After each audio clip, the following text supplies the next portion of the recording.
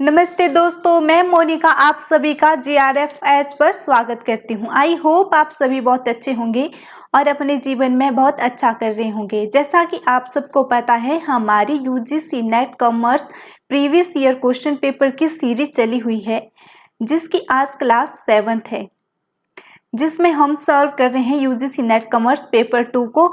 पहले की जो 5 क्लासेस है उसमें हमने एक पूरे क्वेश्चन पेपर को सॉल्व कर दिया है, उन्हें आप चेकआउट कर सकते हैं। और हमने अपनी 6 क्लास से स्टार्ट किया है UGC नेट कॉमर्स का क्वेश्चन पेपर, जो जून 2023 में इवनिंग शिफ्ट में आया था। तो आज हम क्लास 7th में उसी को आगे कंटिन्यू करेंगे। आपको ये सारी वीडियो एक प्लेलिस्ट में मिल जाएगी, जिसमें 5 क्लासेस के लिए अलग प्लेलिस्ट बनाई हुई है, और जो हमारा UGC नेट का जो जून 2023 का इवनिंग शिफ्ट का क्वेश्चन पेपर है उसके लिए एक अलग प्लेलिस्ट बनाई गई है, तो उन्हें आप चेकआउट कर सकते हैं। जैसा कि आप सबको पता है, क्लास हर शाम 6 PM को अपलोड कर दी जाती है। अगर आप चाहते हैं कि इसकी इन्फॉर्मेशन आप तक सबसे पहले पहुंचे तो आप चैनल को सब्सक्राइब कर सकते हैं और वीडियो को आप लाइक शेयर कर सकते हैं। अगर आप लाइक करते हैं तो मेरा मोटिवेशन और मोराल बढ़ता है। अगर मेरा मोटिवेशन और मोराल बढ़ेगा तो मैं हर रोज़ ही आपके लिए बहुत मेहनत कर सकती हूँ, और साथ ही साथ और अपने कंटेंट को इम्प्रूव कर लूँगी, क्योंकि अगर मेरा मोटिवेशन ही लो रहेगा तो कंटेंट भी उसी हिसाब का होगा। तो चलो, बातें बहुत होगी, अब हम सीधा अपने क्वेश्चन पर आते हैं। तो पहला क्वेश्चन आपकी स्क्रीन पर इस तरह से है। तो पहला क्वेश्चन हमसे कह रहा है, for the interval scale and ratio scale the data usually which of the following measure for association are used. Question है हमारा, इंटरवल स्केल और रेशियो स्केल से जो डाटा यूजली यूज किया जाता है तो किन के लिए यूज किया जाता है। सबसे पहले तो आपको ये पता होना चाहिए जो हमारा इंटरवल स्केल क्या होता है और रेशियो स्केल। जैसे कि हमारे 4 प्रकार के स्केल होते हैं, जिसे सबसे पहले आता है हमारा नॉमिनल स्केल, नॉमिनल, और एक होता है हमारा ऑर्डिनल। इनसे जो भी स्केल है 4 प्रकार के हैं, इनसे हर बार क्वेश्चन आपको पूछा जाता है। तो सबसे पहले तो आपको ये पता होना चाहिए। अगर ये आपके माइंड में क्लियर है तो आंसर और इजी हो जाएगा। इंटरवल और हमारा एक होता है रेशो, ये 4 प्रकार के स्केल होते हैं। जो नॉमिनल स्केल होते हैं इसमें ना ही तो कोई डायरेक्शन होती है ना ordering, no direction no order. इसमें सिर्फ कैटेगरीज होती है, जैसे कि मेल फीमेल कैटेगरी में बांटा जाता है, मेल फीमेल, या फिर चिल्ड्रन हो गए, इस तरह कैटेगरी में बांटा जाता है। जो हमारा ऑर्डिनल स्केल है, ऑर्डिनल स्केल में हम ऑर्डर में बांटते हैं। इसमें रैंकिंग करते हैं, हम रैंक भी देते हैं, रैंक देते हैं, और साथ साथ हम क्या करते हैं, ऑर्डर में चीजें चलती हैं, फर्स्ट सेकंड थर्ड रैंक। जैसे मेरिट लिस्ट होगी उसमें हम रैंक देते हैं, तो उसमें हम करते हैं ऑर्डिनल स्केल को। उसके बाद आता है हमारा इंटरवल। इंटरवल में हम डिफरेंस मेजरमेंट के बीच डिफरेंस को देखते हैं। जैसे 10 से 15 के बीच हमने डिफरेंस को देखना है और उसको हमने मेजर करना है। और लेकिन बट ये हमारा एब्सोल्यूट 0 के बराबर नहीं होता, बट नॉट ट्रू 0। और उसके बाद हमारा लास्ट है रेशियो स्केल, जो डिफरेंस बिटवीन मेजर्स, जो भी हमारे, जिसमें एक तो ये चारों गुण होते हैं, ये डायरेक्शन भी देता है, ऑर्डर भी देता है, रैंक भी करता है, और इसमें इंटरवल भी होता है। साथ साथ ही इसमें हमारा प्लस माइनस गुणा भाग, ये सारी चीजें आ जाती है, और ये होता है absolute to 0, absolute to 0। Okay, तो ये तो आपको समझ आ गया। इसमें और एक चीज और देखते हैं, जो हमारा रेशो और इंटरवल है, ये दोनों क्या होते हैं, क्वांटिटेटिव डाटा। इनमें यूज किया जाता है क्वांटिटेटिव डाटा। लेकिन अगर अदर हैंड में अगर हम ऑर्डिनल और नॉमिनल को देखते हैं तो इसमें यूज किया जाता है नॉमिनल।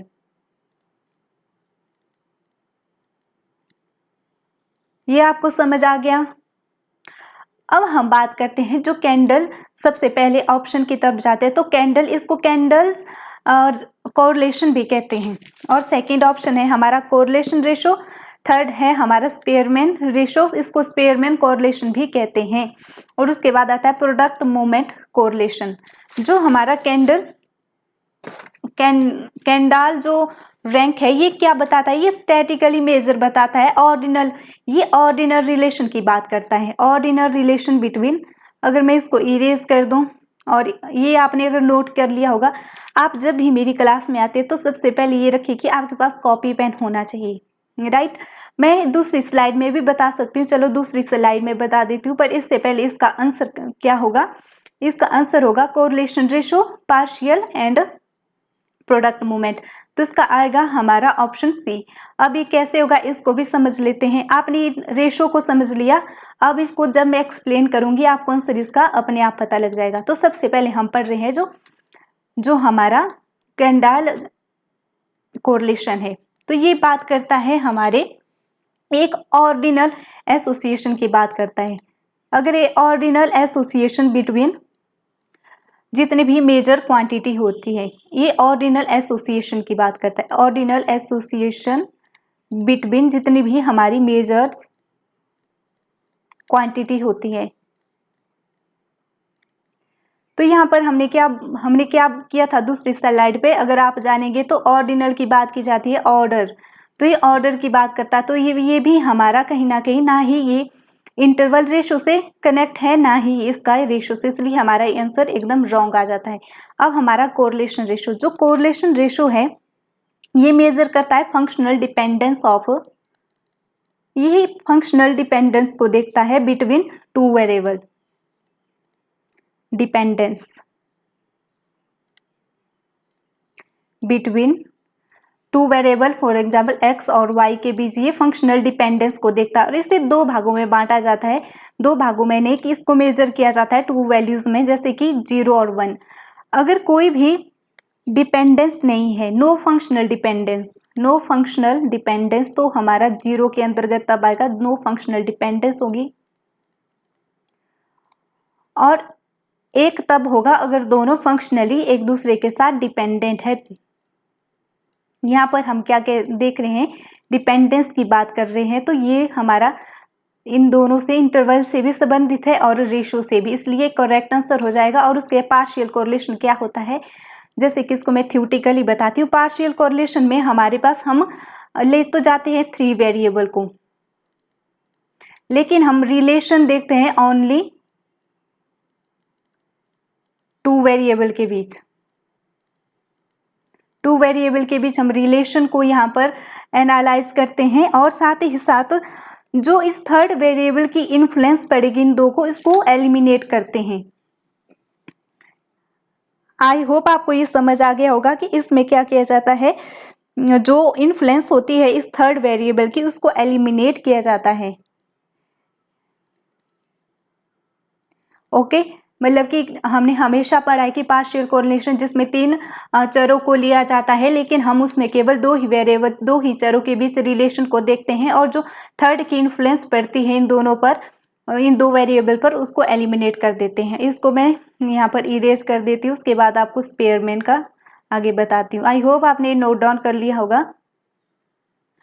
अब जो आता है हमारा next, Spearman ratio. Spearman ratio नहीं, स्पेयरमैन जो कोरिलेशन है, हमें तो पहले ही पता है स्पेयरमैन कोरिलेशन क्या होता है। इसमें रैंक प्रोवाइड की जाती है, ये रैंक से एसोसिएट होता है। तो भी ये भी इसका आंसर नहीं होता, ये रैंक से संबंधित होता है, जिसमें क्या होता है, हम रैंक देते हैं जो भी हमारे पास जितनी भी फ्रीक्वेंसी होती है, जितने भी नंबर है, जो सबसे हाईएस्ट नंबर होता है उसको हम रैंक 1 देते हैं, और सबसे लोएस्ट को हम सबसे ज्यादा रैंक देते हैं। 1 से स्टार्ट करते हैं, और एक जैसे कि हाईएस्ट, जैसे कि 18 हो गया, उसके बाद 17 हो गया, 16 हो गया, तो उसको हम 1 रैंक, 2 रैंक, 3 देंगे उस अनुसार। और हमारा अगर 15 होगा तो उसको क्या देंगे, 4 रैंक, इस हिसाब से रैंक दिया जाता है। तो ये भी अल्टीमेट हमारा आंसर नहीं होगा, इसलिए हमारा पार्शियल कोरिलेशन, अगर हम बात करें ए को हम एलिमिनेट कर देते हैं, ए को भी एलिमिनेट कर दिया, तो अब हमारे पास बच क्या जाता था, 2 सी और डी ऑप्शन। अगर हम इसमें स्पेयरमैन को भी डिडक्ट कर देते हैं, तो डी को भी अगर डिडक्ट करते हो आपका सीधा आंसर बन जाता था सी बी ई। आपको नेक्स्ट देखने की जरूरत ही नहीं थी। लेकिन मैं यहाँ पर हमारा जो लास्ट रह गया है वो रह गया है प्रोडक्ट मूवमेंट कोरिलेशन।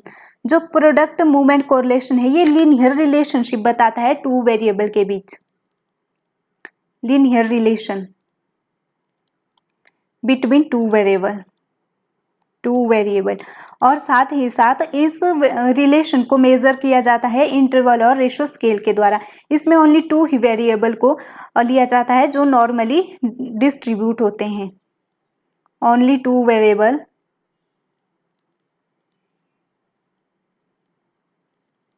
जो नॉर्मली डिस्ट्रीब्यूट होते हैं।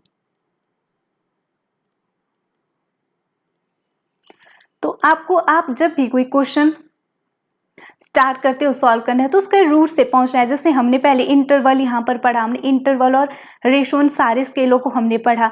अगर हमें ये पता है तो उसके बाद हमें, जैसे अगर हमें क्वेश्चन नहीं आता तभी हमें पता था कि स्पेयरमैन हमेशा रैंक कोरिलेशन इसका नाम ही है, तो ये रैंकिंग से संबंधित है, तो ये कहाँ से, ये ऑर्डिनल से संबंधित, तो इसको भी हम यहाँ से डिडक्ट कर सकते थे।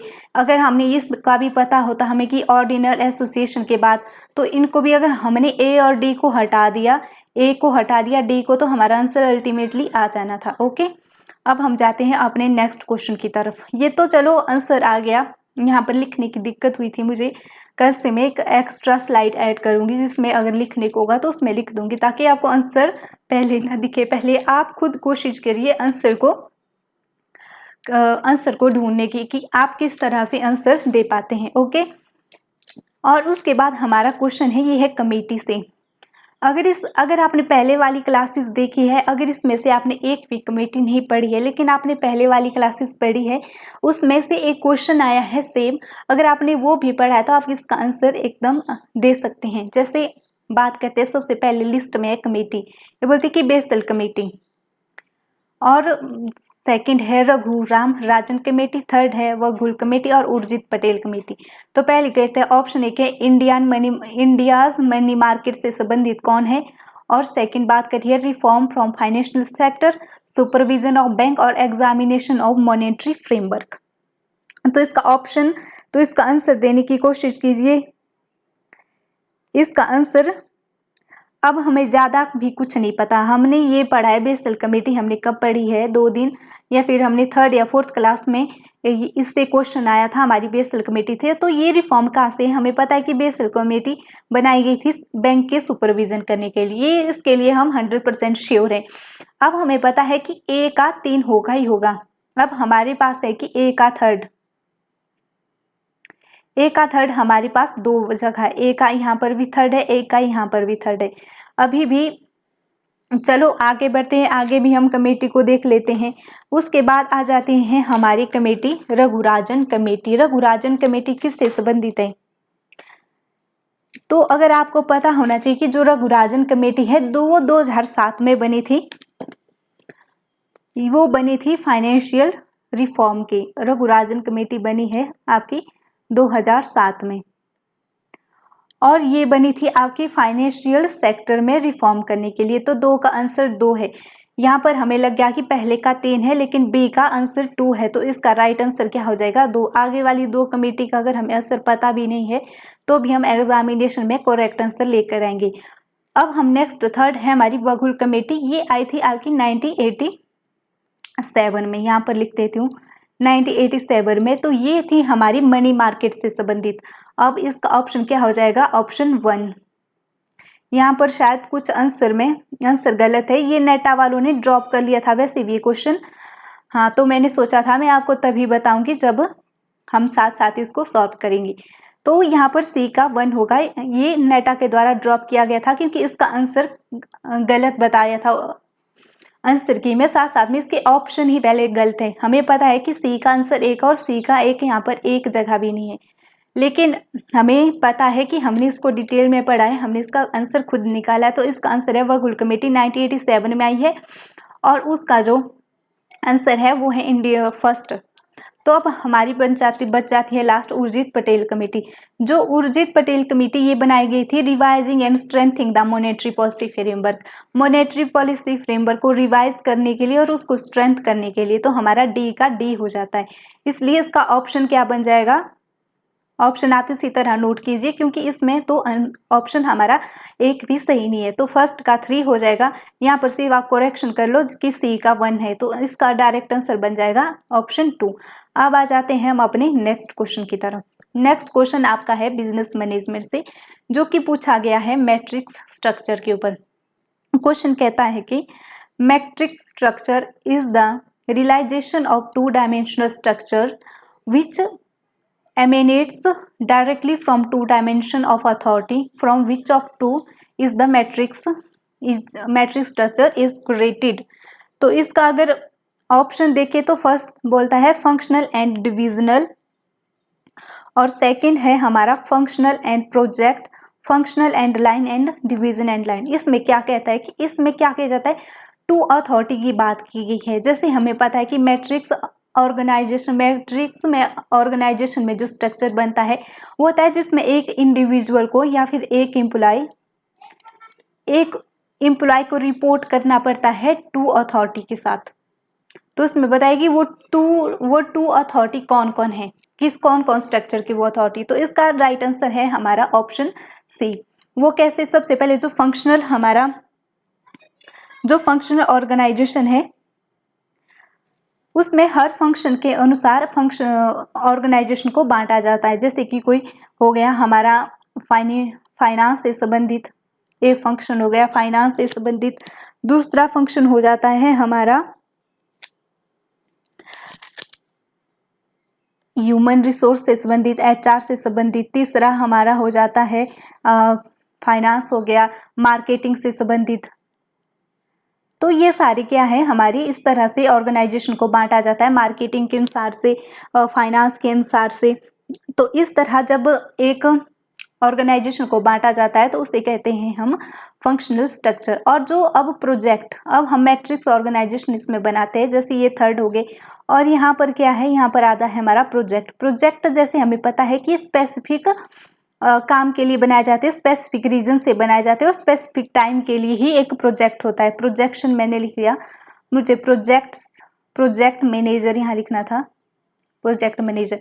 अब जितने भी प्रोजेक्ट का स्टाफ है, प्रोजेक्ट स्टाफ 2, प्रोजेक्ट स्टाफ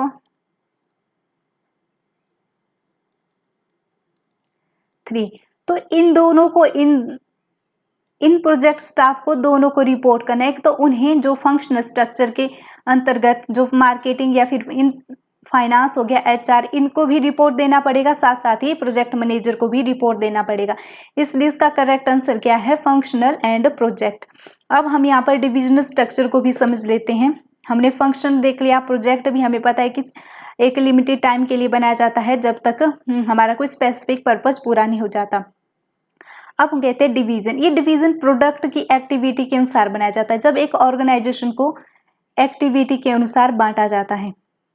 जैसे कि प्रोडक्ट बन गया, एक को प्रोडक्ट के अनुसार कि कोई प्रोडक्ट बना रहा है, और सर्विसेज के अनुसार बांटा जाएगा, और मार्केट एलोकेशन के अनुसार बांटा जाएगा। इस हिसाब से जब बांटा जाता है, जैसे प्रोडक्ट जितनी भी प्रकार की एक ऑर्गेनाइजेशन में एक्टिविटीज होती है उस अनुसार जब ऑर्गेनाइजेशन को बांटा जाता है तो उसे डिविजनल ऑर्गेनाइजेशन स्ट्रक्चर कहते हैं। अब आता है हमारा जो लाइन। ये जो लाइन ऑर्गेनाइजेशन ये सबसे पुराना है, सबसे मतलब कि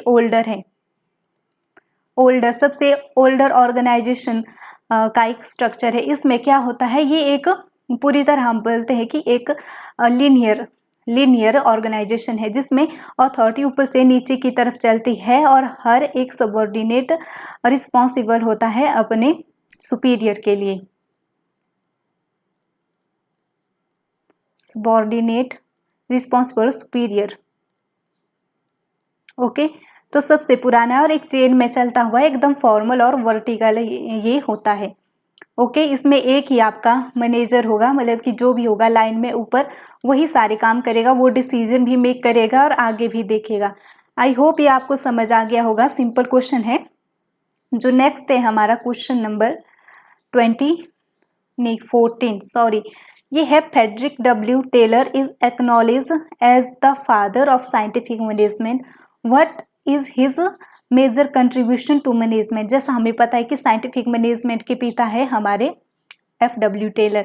ये क्वेश्चन कई बार पूछा जाता है। जैसे अगर हम 2012 के क्वेश्चन पेपर भी, तब सिंपल क्वेश्चन आता था कि who is the father of scientific management.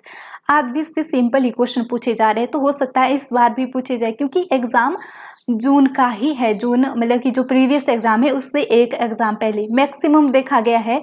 जो हमारा एक एग्जाम को छोड़कर जो हमारा पीछे वाला एग्जाम है उससे रिलेटेड काफी क्वेश्चन पूछे जाते हैं, रिसेंट से जो पीछे होता है।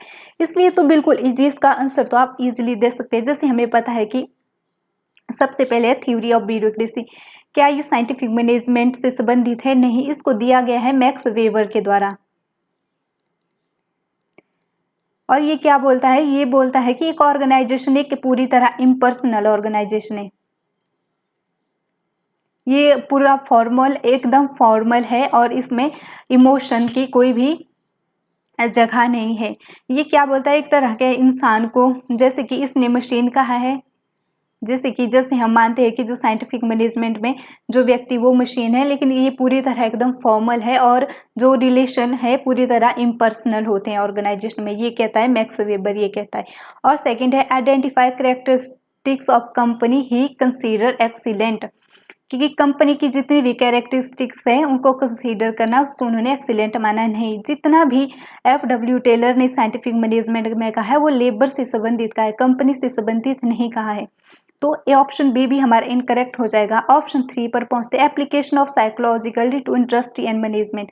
ये भी साइकोलॉजिकल की इन्होंने बात नहीं की है, इन्होंने साइकोलॉजी की बात नहीं की, इन्होंने वर्क की बात की है, साइंटिफिक स्टडी ऑफ वर्क की बात की है। ओके, ऑफ हमारे पास ऑप्शन 4 ही बचता है, how to raise productivity through greater efficiency in production and increase pay for worker. तो इसका करेक्ट आंसर है ऑप्शन 4। यही कहता है कि ग्रेटर एफिशिएंसी से यूज करें, हमें जितने भी हमारे पास संसाधन है, वो चाहे हमारा ह्यूमन रिसोर्स हो, तो मेन ह्यूमन रिसोर्स पर इन्होंने फोकस किया था कि हम ग्रेटर एफिशिएंसी तभी कर सकते हैं जब हम उनका पे बढ़ा देंगे। उन्होंने जैसे कि जितने भी हमारे जो ह्यूमन रिसोर्स है उनको पे किया जाएगा काम के अनुसार पर। जैसे अगर आप 10 यूनिट्स बनाते हैं तब स्पेसिफिक अमाउंट दिया जाएगा। जैसे जैसे आप अगर अमाउंट यूनिट बढ़ाते, आप 20 यूनिट बना देते हैं, तब उस हिसाब से आपको जो है वेजेस मिलेगा।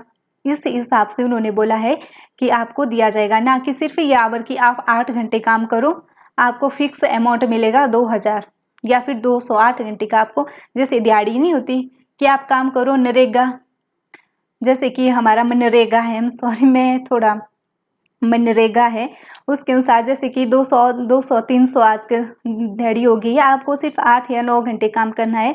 इसमें ज़्यादा ये नहीं देखा जाता कि आप कितना काम कर रहे हैं, लेकिन ये क्या कहते हैं कि आपको यूनिट बेस्ड, जो यूनिट बेस पर आपको जो रेमुनेशन मिलेगा, बेसिस मिलेगा, ना कि टाइम के अनुसार,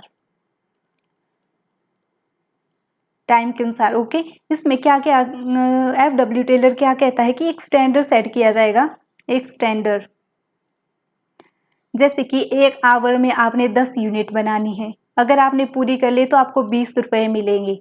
लेकिन अगर आपने स्टैंडर्ड से ज़्यादा अमाउंट लिया, आपने 15 बनाई, तो आपको इसका परसेंटेज मिलेगा, परसेंटेज के अनुसार आपको ग्रेटर मिलेगा।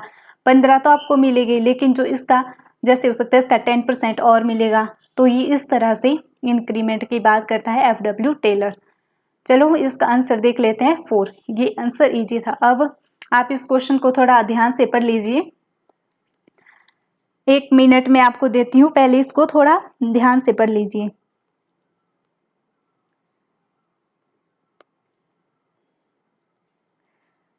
तो जो हमारा क्वेश्चन है वो कह रहा है कि अपॉर्चुनिटी कॉस्ट अप्रोच किसने दी है? सिर्फ अप्रोचेज है और फिर नाम है जिन्होंने इनको डेवलप किया है, और फिर आता है हमारा रिप्लेसमेंट कॉस्ट, हिस्टोरिकल कॉस्ट और स्टैंडर्ड कॉस्ट।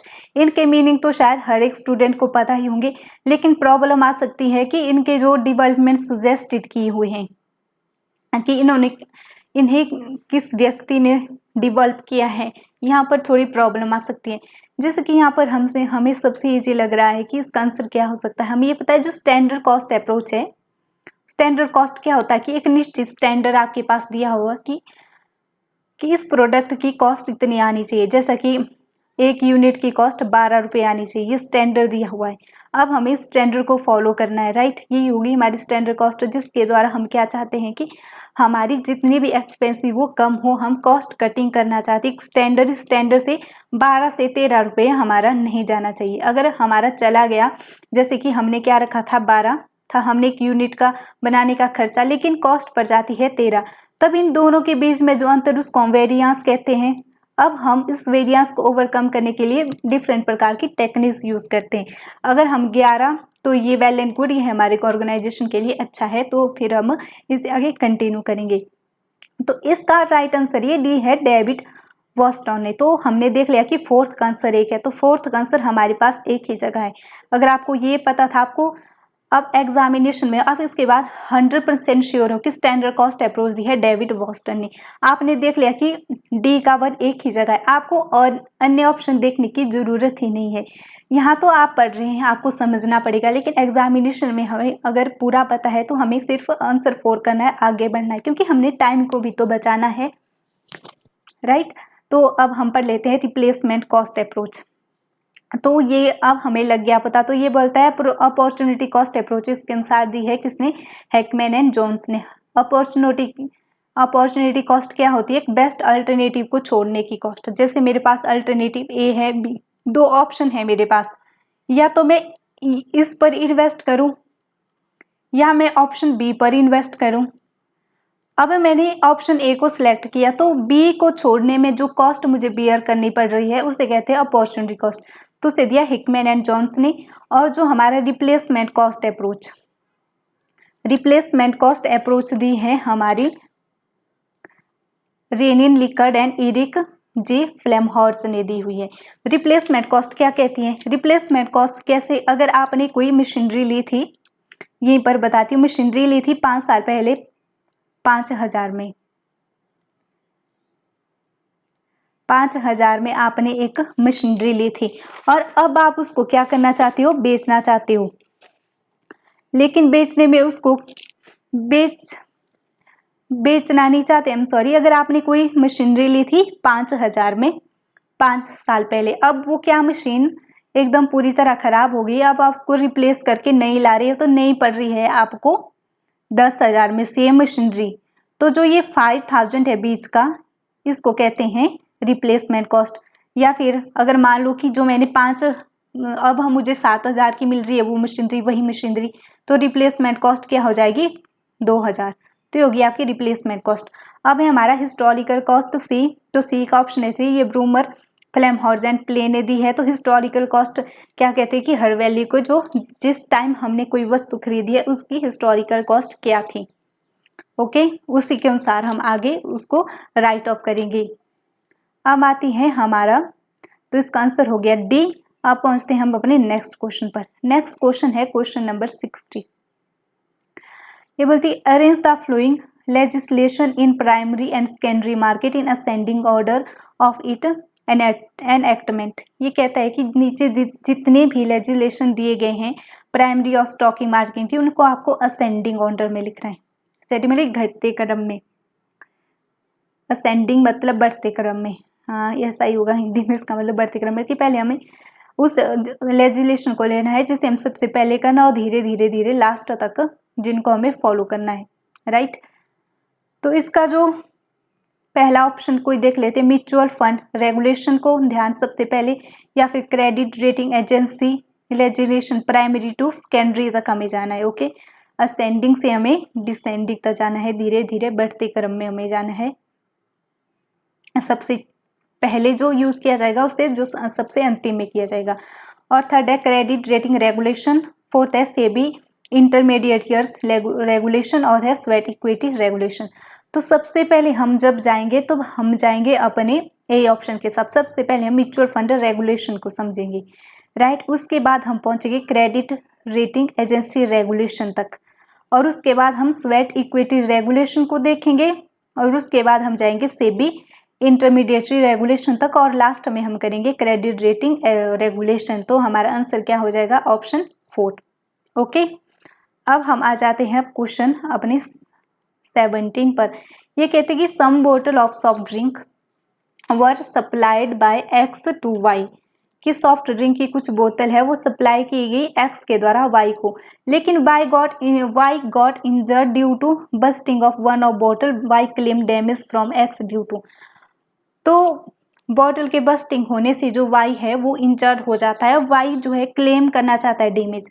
तो इनमें से किसके तहत वो अपना डैमेज क्लेम कर सकता है? तो इसके लिए सबसे पहले condition as fitness as quality इसके तहत करेगा। अगर हमें इनके बारे में नॉलेज नहीं है तो हम क्या करेंगे, सीधा ऑप्शन इसका लगा देंगे फिटनेस एज क्वालिटी, कि भाई इसकी फिटनेस क्वालिटी खराब थी, जैसे बस्टिंग होगी में इंजर हो गया। लेकिन नहीं, सबसे पहले आपको कॉन्सेप्ट पूरी अच्छी तरह से पता होना चाहिए, राइट।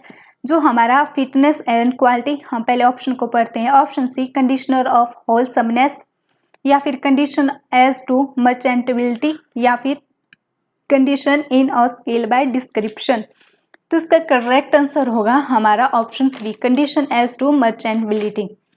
तो इसको हम पढ़ते हैं, ये इम्प्लाई कंडीशन करता है इससे संबंधित। तो ये इम्प्लाइड करता है, जो ये कंडीशन ऑफ मर्चेंटेबिलिटी आता है हमारा सेक्शन 16 सबसेक्शन 2, ये है हमारा सेल ऑफ एक्ट से। ओके, ये वो इम्प्लाइड कंडीशन बोलता है कि गुड्स शैल बी मर्चेंटेबल क्वालिटी। जब भी आपके पास गुड्स पहुंचे, जैसे यहाँ पर एक्स ने वाई को गुड दी, जब भी गुड्स वाई तक पहुंचे तो वो एक रीजनेबल गुड पहुंचनी चाहिए। रीजनेबल मतलब कि उसे हम यूज कर सकते, वो एक यूजेबल क्वालिटी में पहुंचनी चाहिए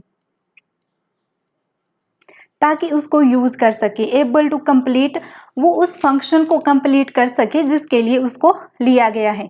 जैसे कि उसने वाई ने बोतल ली थी किसके लिए, सॉफ्ट ड्रिंक के लिए। सॉफ्ट ड्रिंक का काम होता है कि हम पीते हैं या फिर बेचते हैं। अब वो जैसे मेरे पास पहुंची वो बस्ट होगी और मैं इंजर्ड भी हो गया। अब क्या, जो जिस उद्देश्य के लिए उस गुड्स को लाया गया था वो फंक्शन उसने पूरा नहीं किया, तभी वो आई होल मर्चेंटेबिलिटी के अंतर्गत। और साथ साथ इसमें किया जाता है कि इससे जो भी डैमेज होती है, जिस प्रकार की डैमेज होती है, उसको अगर डैमेज हो जाती है तो उसको पूरा किया जाएगा कंडीशन एज टू मर्चेंटेबिलिटी के अनुसार। और जो condition as to fitness as quality, इसके लिए किसी भी प्रकार की कंडीशन नहीं है। और जो कंडीशन एज टू होलसमनेस, जो होलसमनेस कंडीशन है, ये मैक्सिमम दी जाती है आपके फूड स्टफ, जितना भी आपका फूड स्टफ है, जो भी हम दुकान से लेते हैं फूड खाने की, जितना भी स्टफ होता है उस पर ये हमारी जो एप्लीकेबल होती है। एक इम्प्लाइड कंडीशन ये कहती है कि good should be fit for human consumption, सारी की सारी गुड्स फिट होनी चाहिए ताकि ह्यूमन उसको कंज्यूम कर सके। ऐसा नहीं होना चाहिए कि मिल्क आ रहा है, फॉर एग्जांपल के लिए मिल्क है और उसमें जैसे हम मूवीज में देखते हैं कि मिल्क में क्या आ रहा है, यूरिया आ रहा है। क्या होती है यूरिया की स्पेलिंग पता नहीं, साइंटिफिक नेम है, पर हाँ यूरिया आ रहा है, मिल्क ले रहा है और उसमें यूरिया घोल करके उसको बनाया जा रहा है एकदम वाइट, या फिर कोई और केमिकल डालकर उसको व्हाइट बनाया जा रहा है। जैसे हम सीरियल में देखते हैं टिश्यू पेपर का यूज करते हैं, पहले उसमें चूना डाल देते हैं, ऊपर से टिश्यू पेपर, और फिर लग जाता है हमें दूध की पैकेट में उसको बेच रहे हैं, राइट। तो क्या हो रहा है, जितने भी फूड स्टफ हो वो कंज्यूमेबल होने चाहिए, कि ह्यूमन के कंजप्शन के लिए वो फिट होने चाहिए। जो होलसमनेस क्या कहता है कि गुड्स शुड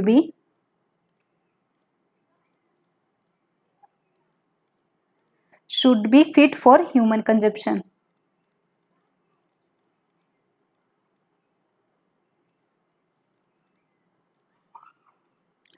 ओके, तो ये हो गया। अब आ जाती है condition in scale by description. ये कहता है कि डिस्क्रिप्शन में जो चीजें बताई गई है, कि जैसे हम कोई भी प्रोडक्ट यूज करते हैं, डिस्क्राइब किया होता है कि इसमें ब्यूटी प्रोडक्ट किसमें एलोवेरा है, विटामिन सी है, विटामिन सी हो गया हमारा, या फिर कोई भी अन्य प्रकार के हमके इसमें ये मिनरल है, इसमें सनफ्लावर ऑयल है, जितने भी प्रकार की ये सारी चीजें डिस्क्राइब कर दी। अब लास्ट में क्या ना उसमें एलोवेरा है, ना विटामिन सी है, ना सनफ्लावर ऑयल है, कुछ भी नहीं है। तब यहाँ पर कहता है कि buy not bound pay to which is not according to description. अगर इसमें एलोवेरा भी नहीं है, विटामिन सी भी नहीं है, तब बायर को कोई भी बॉन्ड नहीं कर सकता है कि वो इसके पैसे दे, जो कि अकॉर्डिंग टू डिस्क्रिप्शन है ही नहीं। जैसे कि फॉर एग्जांपल के लिए पहले कोई प्रोडक्ट आता था, सिंपल प्रोडक्ट आता था, कोई भी प्रोडक्ट ही, अब बोलता है कि इसमें हमने क्या कर दिया, थोड़े इसकी क्वालिटी को एनहांस करने के लिए इसमें कुछ इंग्रेडिएंट और डाल दिए हैं और इसका रेट बढ़ा दिया, पहले ये 10 का था अब 20 का अब हम जब देखा है वो इंग्रेडिएंट हमें इसमें मिल ही नहीं, तो बाय बाइंड नहीं है कि उन इंग्रेडिएंट के पैसे भी दे जो इस गुड्स में है ही नहीं। तो हो गया condition in a scale by description. Okay, तो इसका सिंपल आंसर क्या हो जाएगा? ऑप्शन 3। अब आ जाता है हमारा जो क्वेश्चन 18। क्वेश्चन 18 क्या कहता है? ये हमारा शेड्यूल से है, हमारे अकाउंट से संबंधित है। बोलता है हमारा जो शेड्यूल है वो किससे संबंधित है? तो जो शेड्यूल 3 है, शेड्यूल 4, 5 और 7 की बात की गई है। तो पहला है code of independence director, corporate social responsibility activities, preparation of balance sheet and statement of profit and loss, appointment and remuneration to managerial personnel. यहाँ पर आपको लग रहा होगा कि ये सारी चीजें नहीं है, लेकिन एक चीज जो हमें लग रही अपनी है वो preparation of balance sheets and statement of profit and loss. हमें ये पता है कि ये शेड्यूल 3 के अंतर्गत ही आती है। जितने भी प्रकार का हम प्रेपरेशन करते हैं, हम बैलेंस शीट बनाते हैं, फाइनेंशियल स्टेटमेंट बनाते हैं, तो वो शेड्यूल 3 के अंतर्गत आती है। तो इसका सिंपल आंसर हम करते थे, इसके लिए हम 100% श्योर है 3।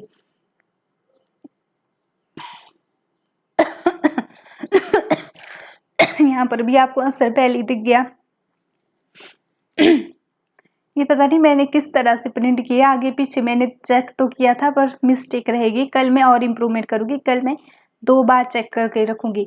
मैं नहीं चाहती कि पहले आपके मुंह के पास आंसर आ जाए और आप अपना दिमाग ही ना चलाए क्वेश्चन को सॉल्व करने के लिए। ओके, जो क्वेश्चन जो हमें पता है कि शेड्यूल 3 का प्रेपरेशन ऑफ बैलेंस शीट और स्टेटमेंट ऑफ प्रॉफिट लॉस है, तो हमें ये पता है कि 1 का तो 3 होगा ही। अब हम देखते हैं 1 का 3 कहाँ है, एक ही ऑप्शन पर है। अगर हमें ये भी पता है तो आगे हमें देखना है, हमने सिर्फ क्वेश्चनों में टिक करना है और जाना है, क्योंकि ये तो साफ ही बन जाता है आंसर इस तरह। इसको तो हमें टैकल करना है, अपना टाइम को बचाना है अपने ईगो को नहीं लेकर आना है एग्जाम में। भाई मैं इन सबको पढ़ के रखूँ, अगर मुझे इसमें 100% पता है कि ये वैसे तो ये है कि क्वेश्चन को वैसे पूरा पढ़ के जाना है, तो पढ़ तो हमने पहले लिया। अब आंसर को चेक करने में हमें यहाँ पर 30 सेकेंड और लगेंगे, उसको हम बचा सकते हैं अगर हमें ये पता है कि हाँ ये है। तो ऑप्शन जो उसके बाद आता है बी में हमारा 4, शेड्यूल 4 संबंधित है कोड ऑफ इंडिपेंडेंट डायरेक्टर से। और जो हमारा शेड्यूल 5 संबंधित है आपका appointment remuneration to managerial personnel. और उसके बाद आता है हमारा शेड्यूल 7 जो संबंधित है corporate social responsibility and activities से संबंधित। उसके बाद जैसा कि हो गया, आप आई होप ये आपको समझ आ गया होगा। जैसे हम कहते हैं शेड्यूल 3 हमें पता था कि फाइनेंशियल स्टेटमेंट से संबंधित है, तो आपको पता होना चाहिए फाइनेंशियल स्टेटमेंट इसमें पूरी आती है। इसमें एक हमारा कैश फ्लो भी आता है।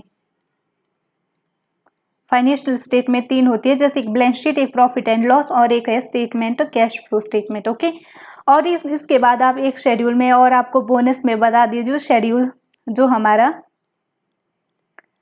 शेड्यूल 2 है। शेड्यूल 2 हमारा संबंधित है useful life of asset for calculating depreciation. इसमें ये संबंधित है useful life of assets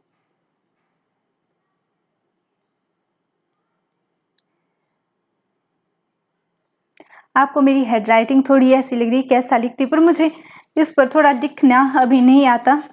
I will try my best. धीरे धीरे मेरी हैंडराइटिंग भी इसके ऊपर सुधर जाएगी, अदरवाइज मेरी हैंडराइटिंग ठीक ठाक ही है, ज़्यादा भी नहीं है कुछ खास। Asset for calculating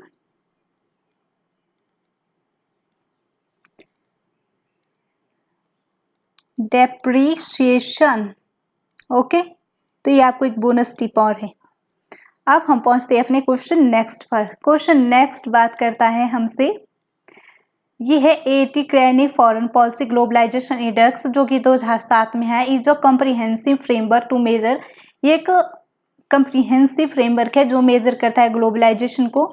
it is based in 12 variable है, ग्रुप इनटू 4 बास्केट। तो 12 वेरिएबल पर बेस है ये मॉडल, लेकिन ये ग्रुप किया गया है इनको 4 बास्केट में। तो इसके 4 बास्केट क्या है?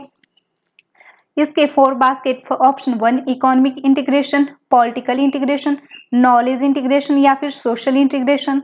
ऑप्शन बी कहता है personal integration, technological integration, economic या फिर पॉलिटिकल इंटीग्रेशन। और थर्ड है सोशल की इंटीग्रेशन, पॉलिटिकल इंटीग्रेशन, पर्सनल और टेक्नोलॉजिकल इंटीग्रेशन। या फिर फोर्थ है knowledge integration, economic integration, political integration या टेक्नोलॉजिकल इंटीग्रेशन। जैसे कि अगर आपको नहीं पता है कि भाई इसका जो इन्होंने दिया हुआ है 4 बास्केट क्या हो सकते हैं, लेकिन हम थोड़ा सा रिलेट करते हैं कि नहीं ये बास्केट संबंधित है ग्लोबलाइजेशन को मेजर करने है, तो ग्लोबलाइजेशन से संबंधित क्या हो सकता है। जैसे हमें पता है कि इकोनॉमिक इंटीग्रेशन क्या हो सकता है ग्लोबलाइजेशन से संबंधित, तो हमें पता है कि इकोनॉमिक इंटीग्रेशन कहानी है, तो हम ऑप्शन सी को सीधा क्या करेंगे, एलिमिनेट कर देंगे। अब हमें पता है इकोनॉमिक इंटीग्रेशन तीनों ही ऑप्शन 1 में भी है, बी में है, डी में भी है। अब हम नेक्स्ट देखते हैं जो पॉलिटिकल इंटीग्रेशन क्या ग्लोबलाइजेशन के लिए इंपॉर्टेंट है। यस, पॉलिटिकल इंटीग्रेशन भी इंपॉर्टेंट है, तो पॉलिटिकल यहाँ भी है और ऑप्शन बी में भी है। अब आ जाता है नॉलेज इंटीग्रेशन। नॉलेज इंटीग्रेशन क्या आपके ग्लोबलाइजेशन को मेजर करने की जरूरी है, तो ये कहीं ना कहीं हमें इसको हम इग्नोर करके एक सोशल इंटीग्रेशन पर पहुंचते हैं। तो इन दोनों को हम इग्नोर करते हैं क्योंकि हमें सोशल इंटीग्रेशन का भी ग्लोबलाइजेशन के लिए स्पेसिफिक बनाया गया फ्रेमवर्क, तो ये दोनों कहीं ना कहीं हमें ज़्यादा इंपॉर्टेंट नहीं लगते। इसके अलावा हम आगे बढ़ लेते हैं। ऑप्शन बी बात करता है टेक्नोलॉजिकल, टेक्नोलॉजी भी इंपॉर्टेंट है। टेक्नोलॉजी ऑप्शन 1 में बिल्कुल नहीं है, तो ऑप्शन 1 को अभी एलिमिनेट कर देते हैं। अब आ जाता है हमारे पास यहाँ पर नॉलेज इंटीग्रेशन भी हमें लग रहा था कि ये बिल्कुल नहीं हो सकता ग्लोबलाइजेशन से संबंधित, तो नॉलेज इंटीग्रेशन आपका फोर्थ में है, तो इसको ऐसे एलिमिनेट कर देंगे। अब हमारे पास बचता है ऑप्शन बी जो करता है पर्सनल इंटीग्रेशन, भी इंपॉर्टेंट है, टेक्नोलॉजी भी, इकोनॉमी और पॉलिटिकल भी, तो इसी हिसाब से हम आंसर निकाल सकते हैं। लेकिन हमें तो पता है कि इसमें भी 4 बास्केट है, एक पर्सनल इंटीग्रेशन, एक टेक्नोलॉजिकल इंटीग्रेशन, एक इकोनॉमिक, एक पॉलिटिकल। ओके, इन्होंने इन चीज़ों की इंटीग्रेशन की बात की है। लेकिन अगर आपको क्वेश्चन नहीं भी आता तो भी हमें एग्जाम में क्वेश्चन करके ही आना है। ओके, तो इसका आंसर हो जाएगा हमारे पास ऑप्शन बी। अब आते हैं हम अपने क्वेश्चन 20 की तरफ। तो ये हमारा आज का लास्ट क्वेश्चन होने वाला है। जैसा कि आपको पता है हम हर क्लास में 10 ही क्वेश्चन फॉलो कर रहे हैं, लेकिन 10 ही क्वेश्चन को सॉल्व कर रहे हैं। इसका मेन उद्देश्य है जैसे कि आपके 10 क्वेश्चन ही कम से कम 30 से 40 कॉन्सेप्ट है। ये 10 क्वेश्चन ही आपके 30 से 40 कॉन्सेप्ट है। मैं चाहती हूँ कि एक दिन में यदि आप 30 से 40 कॉन्सेप्टों को पूरा पढ़ लेते हैं और उनको रिवाइज कर लेते हैं, समझ लेते हैं, तो ये आपके लिए इनफ है। मैं चाहूँ तो एक दिन में 50 क्वेश्चन कर सकती हूँ और पार्ट 2 में पेपर को ख़त्म कर सकती हूँ, लेकिन नहीं, मैं चाहती हूँ कि ये आपके एग्जामिनेशन में बहुत फ्रूटफुल हो। जैसे हमारे 10 क्वेश्चन इक्वल टू हमारे 30 से 40 कंसेप्ट इसमें निकल कर आते हैं, राइट। अगर आपके ये आप आज अपने पढ़ा और इस क्लास के बाद आप रिवाइज करते हैं तो एक दिन आपको ना आपको बर्डन लगेगा, 30 से 40 कॉन्सेप्ट कुछ आपने अब समझ लिए, एक बार दोबारा करेंगे ना पर बर्डन पड़ेगा, आपको पता भी नहीं लगेगा कि किस तरह से आपके पूरा का पूरा पेपर सॉल्व हो गया। अगर ये साथ करेंगे, मेरा ये नहीं है कि मैं सिर्फ क्वेश्चन को पढ़ूँ और आंसर दूँ कि भाई इसका ऑप्शन ये है, ऑप्शन आंसर ये हो गया, नहीं, आपको समझाना बहुत ज़्यादा जरूरी है। तो इसलिए हम 10 ही क्वेश्चन को टारगेट करते हैं और जैसे पता है कि हर शाम 6 बजे तो हमारी क्लासेज आ जाती है, तब जैसे आपने ये 10 क्वेश्चन उनको अच्छी तरह रिवाइज कीजिए और जब कल आप नई क्लासेज ले तो इनको एक बार रिवाइज करके ही आप नेक्स्ट क्लास में आइए। ओके, तब हम अपने क्वेश्चन 20 को भी अब पढ़ लेते हैं। Which of the following enumerators the descriptive feature of management audit, तो ये है मैनेजमेंट ऑडिट की फीचर बताइए। क्वेश्चन इन्होंने देखो कैसे कैसे वर्ड डाले होते हैं, है सिंपल कि बताइए भी फीचर मैनेजमेंट ऑडिट की। मैनेजमेंट ऑडिट क्या होता है, जिसमें हम मैनेजमेंट को पूरा ऑडिट करते हैं। हम क्या देखते हैं, it is an appraisal of both policy and action. हाँ भाई, ये पूरी तरह हम इसमें पॉलिसी और एक्शन दोनों को अपेरजल करते हैं। हमें लग रहा है कि ऑप्शन ए हमारा आंसर हो सकता है जैसे हमने पढ़ा, लेकिन फिर भी हमें क्वेश्चन को पढ़ना है। सबसे फर्स्ट अप्रोच है क्वेश्चन को पूरा पढ़ना। Option B, it is prevention as well as creative check cost accounting data. ये prevention as well creative check of cost accounting data, कहीं ना कहीं हमें ये क्या लग रहा है भाई, कॉस्ट अकाउंटिंग से नहीं क्वेश्चन पूछा गया मैनेजमेंट अकाउंटिंग से। हमें पता है कि बी इसका आंसर हो नहीं सकता, तो हम सीधा जा सकते हैं बी को एलिमिनेट करूँ जहां पर बी है। बी को हमने एलिमिनेट कर दिया। अब हमारे पास है ऑप्शन बी एंड डी। अब हम next, it is a organisation oriented, और ऑप्शन डी है it is a dynamic and result oriented rather than simply produce bonds. और ई कहता है it ensure the sound and healthy growth of business organisation. अगर हम management audit की बात करें तो ओवरऑल तो इसका मेन ऑब्जेक्टिव ये कि हमने एक साउंड एंड हेल्थी ग्रो करना है एक ऑर्गेनाइजेशन को। हमें पता है कि ई आंसर होगा, तो हमें ए और ई के बारे में हम पूरी तरह श्योर होंगे। तो अब ए और ई को देखते हैं, दोनों कहाँ है। दोनों ऑप्शन में ए और ई है। अब हमें देखना है सी और डी में मोस्ट अप्रोप्रिएट। सी कि इट इज ऑर्गेनाइजेशन ओरिएंटेड, ये ऑर्गेनाइजेशन के ओरिएंटेड है, लेकिन ये मैनेजमेंट के संबंधित है। ओके, ये कहता है कि is a dynamic and result oriented, ये रिजल्ट ओरिएंटेड है, ये अच्छे रिजल्ट चाहता है, इसलिए मैनेजमेंट ऑडिट किया जाता है rather than simply produce bond. तो हमारा ऑप्शन हो जाएगा ऑप्शन ए, उसके बाद आ जाएगा हमारा ऑप्शन डी और ऑप्शन ई, तो इसलिए हमारा आंसर हो जाएगा डी। आई होप आपको ये सेशन पसंद आया होगा और जितने भी मैंने क्वेश्चन आपको सॉल्व किए आपको समझ आ गए होंगे। तो आप लाइक करके मेरे मोरल और मोटिवेशन को बढ़ाइए, सब्सक्राइब कीजिए ताकि सबसे पहले आप तक मेरी जो जितने भी सेशन या वीडियोस लेक्चर है आप तक पहुंचे। आप शेयर कर सकते हैं, क्योंकि शेयरिंग नॉट जस्ट केयरिंग, ये भी बताता है कि आपका दिल कितना हम्बल है। और इसी के साथ आज का सेशन खत्म हुआ और हम कल मिलेंगे इसके नेक्स्ट पार्ट के साथ। Okay, bye bye, take care.